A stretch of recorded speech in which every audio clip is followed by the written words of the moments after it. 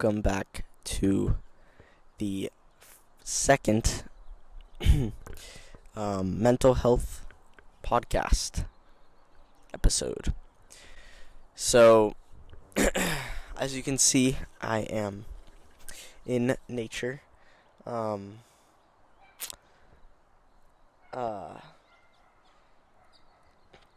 Very in line with the name of the episode, which is nature and mental health.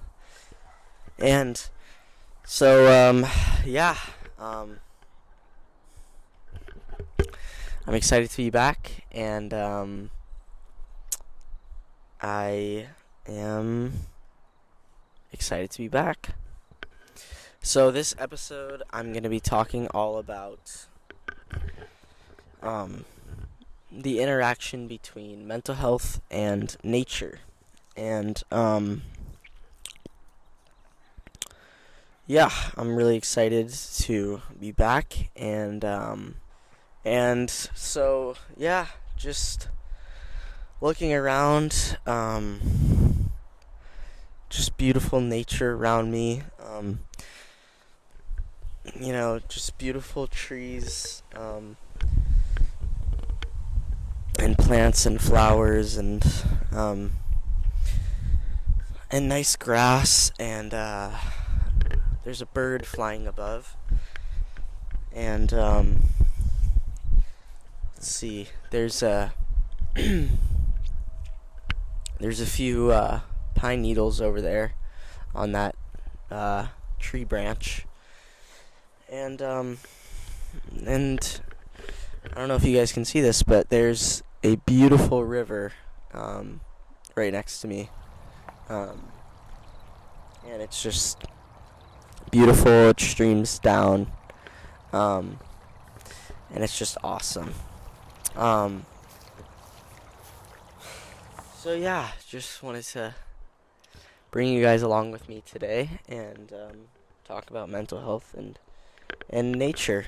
All these things together, the trees and the birds and the flowers and the plants and the leaves and the bugs, they all serve a purpose, and they all work together in one big great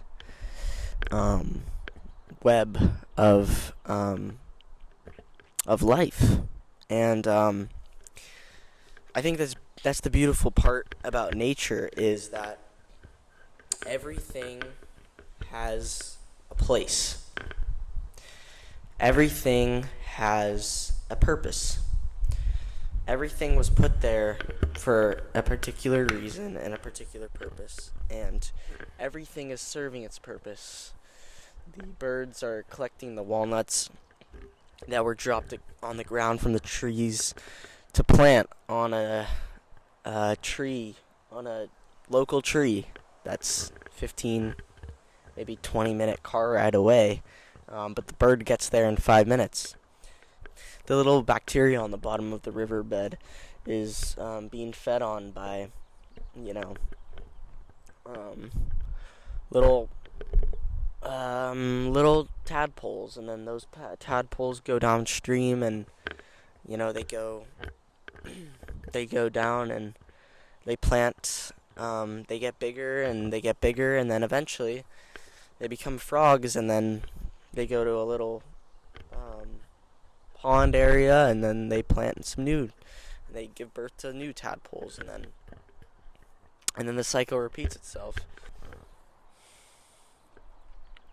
And then even this leaf, it's beautifully stained with and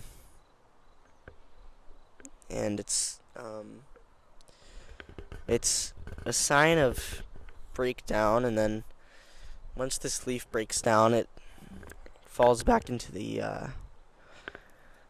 ground, and it gets recycled, and then this little leaf that gets recycled turns into fuel for the next plant that grows there. So it's just this beautiful harmony of things working hand in hand, and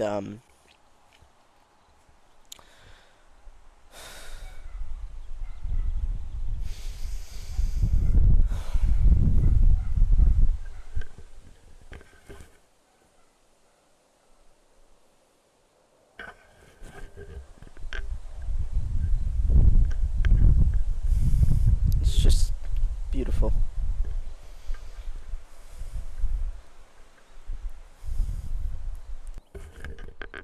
So where do we humans fit into all this? Well, we have a purpose too, and we are extremely valuable for the cycle of nature as well.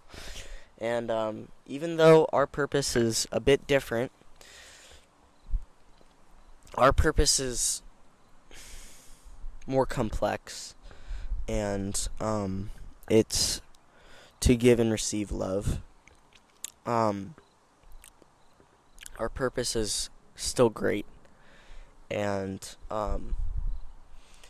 it might not be as concrete as a bird's job, with planting seeds and eating, less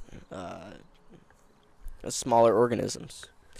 But our purpose is arguably the greatest out of any living organism. Humans interact with nature, and nature's role. Okay. So, I'm back. I went on a walk. But yeah. I am back. Yeah, I was actually feeling stressed out myself, and then I went on like a 20-minute walk, and now I'm feeling a bit better. Which is crazy because it's actually the exact study that I was focusing on, or planning on focusing on, one of the two studies, this podcast episode. So the first study, it took place in Japan, and it's the physiological effects of Shinrin-yoku. I probably pronounced that potentially wrong, but maybe it's potentially right as well. Who knows? But basically, it translates to taking in the atmosphere of the forest. And so,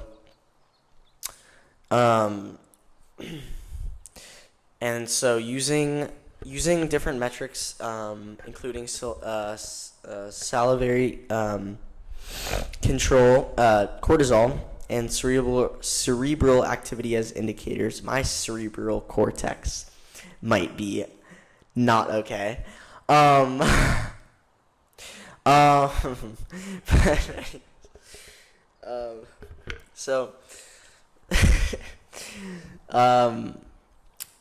So basically this study, very similar to what I just did. They had participants, 12 students from Japan, 6 males and 6 females. I think that's right. I think it's either 6 males, 6 females, or all males. And they were told to either walk around, do a 20-minute walk, and sit on a chair for 20 minutes. And just those two things. It's remarkable what those two things were able to do for the participants. So the results showed that there was actually decreased cortisol by 14%, and also higher activation of the parasympathetic nervous system. If you guys don't know, cortisol is basically the stress hormone we have in our body. So basically, the design for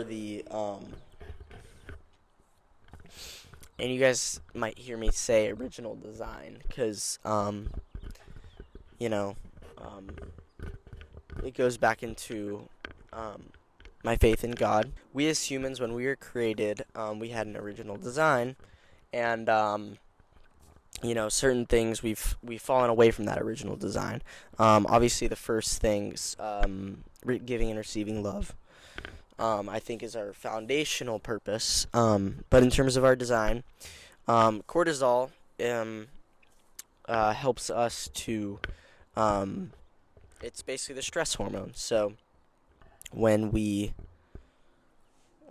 feel stressed out, it's usually more cortisol is being secreted, and the original design was so that in stressful situations, like if we were getting chased by like a coyote or a mountain lion, extra cortisol would be released, and so that was the original design for cortisol.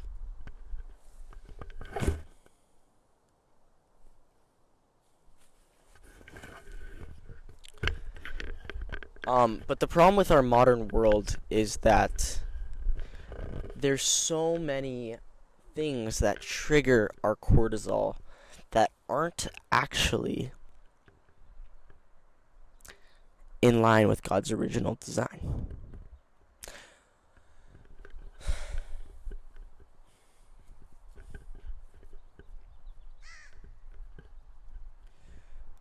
Cars, for example, are a man-made creation, and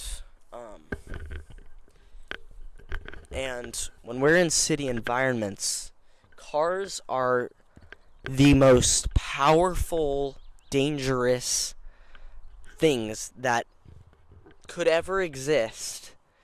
Literally, within 2.3 seconds, a car can go from 0 miles per hour to 60 miles per hour, the equivalent of a cheetah running at full speed, with a diameter big enough to completely decimate someone within the matter of 2.3 seconds.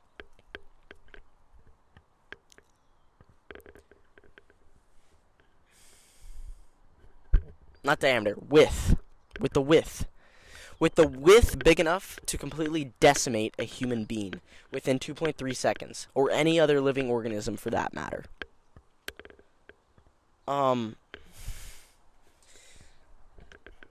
So yeah, if our cortisol wouldn't go off in the city with hundreds of cars around, and loud noises, I don't know what would trigger our cortisol.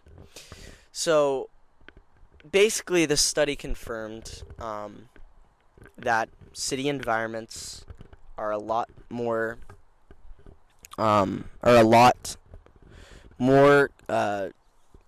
cortisol inflicting by about 14%, and also the overactivity in the cerebral cortex, which is basically the cerebral cortex is what is the cerebral cortex? I actually don't know, but I'm pretty sure it's the I'll put it in the video, but I think it's the thinking, the parts of our brain that are associated with thinking and cognitive functioning. And so, yeah, the cerebral cortex is also highly overactive in city environments.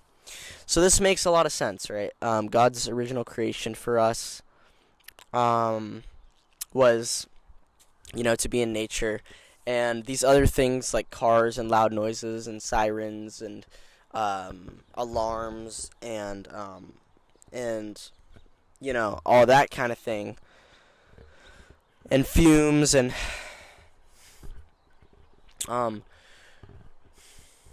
really mess with our original hormones. secretion. So yeah, that was the first article study. It was pretty interesting, and yeah, so it's just really an important thing to get out in nature and take the time to even 20 minutes.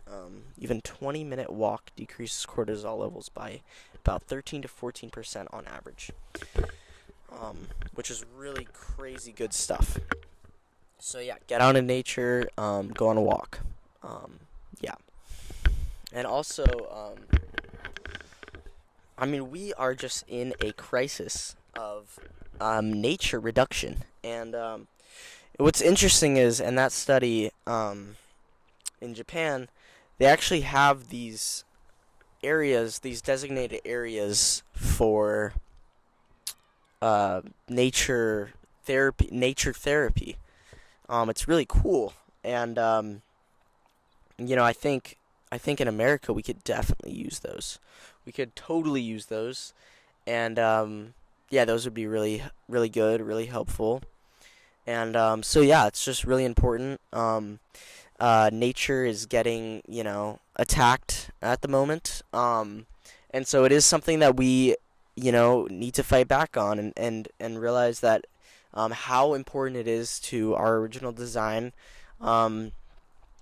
as a living organism on this planet Earth, with other living organisms on this planet Earth. So yeah,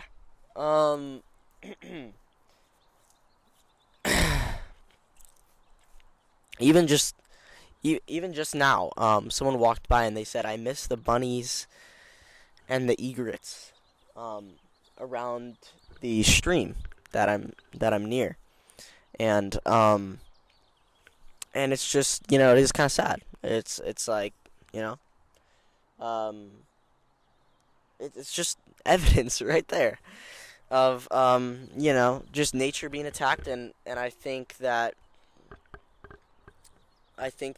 honestly God communicated to me through that person that I need to communicate to you all that we need to advocate for nature more.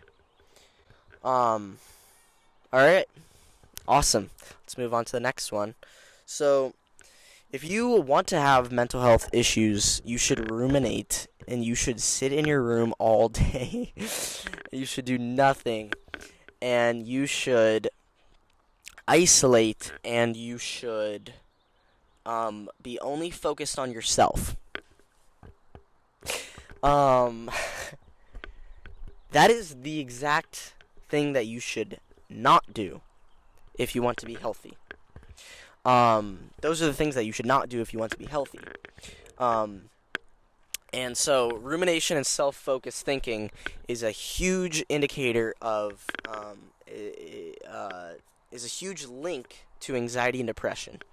And that's why so many issues is everyone's so focused on themselves, and it's like, yeah, but I need to get ahead, right? And like what about me? And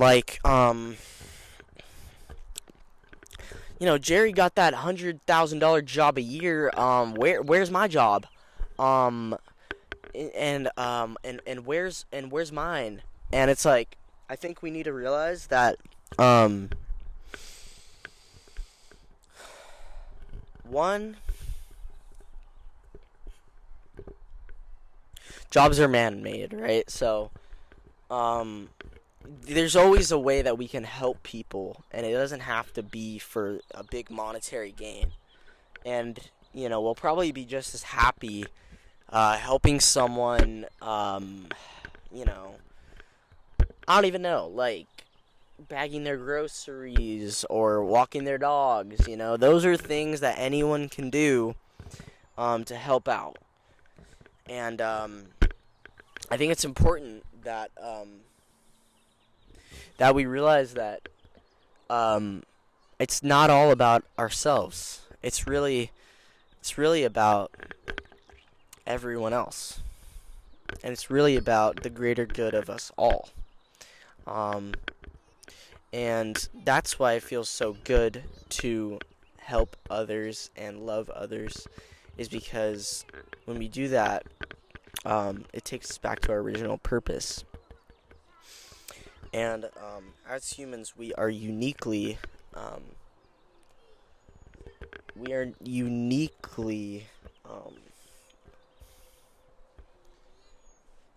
purposed to do this, and um, and that is the essence of our being. Is we give to others, and then others give back to us. So if you want to be happy, focusing on how you can give to people is a lot more of a more is a much more robust strategy than thinking about what you can get from others. Um, I think looking back, some of the happiest days of my life are when I helped others, when I made a positive impact in other people's lives. And so that's what I want to do with this podcast, and that's what I want to do, beyond this podcast. And, because it makes me happy, and it really is about all of us, not one individual. It's about us all making it through together. And being there for each other, and being there for animals, and being there for the environment, and not just giving up, right? So yeah. As the Onceler said,